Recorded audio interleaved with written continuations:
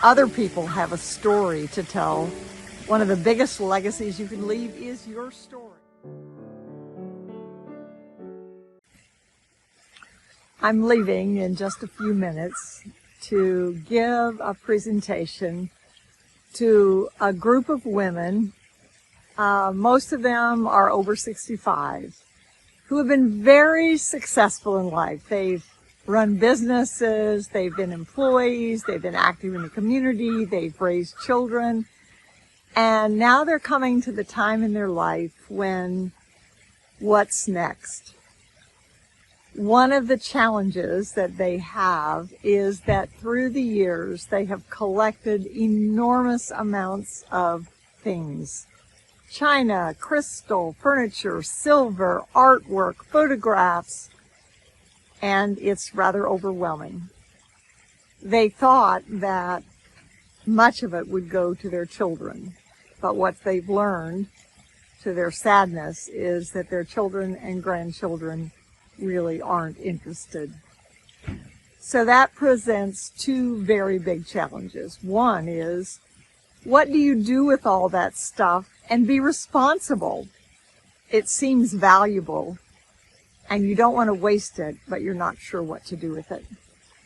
And secondly, then what is your legacy? If it isn't your china or your crystal or your furniture or your artwork, what is it? That's one of the things we'll explore today. One idea that I encourage people to think about is to name 3 words that you would like to be remembered for.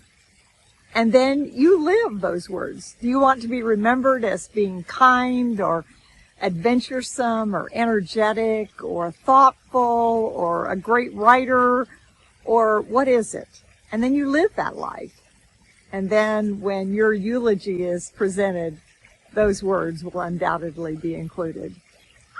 Other people have a story to tell.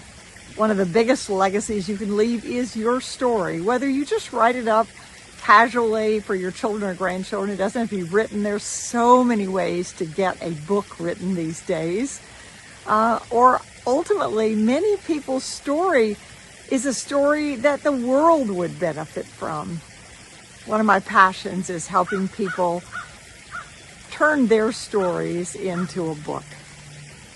So I don't know what clutter you might be dealing with, but if there's anything that is keeping you stuck, I hope you'll reach out. There is help available. You don't need to be embarrassed. There's no judgment here.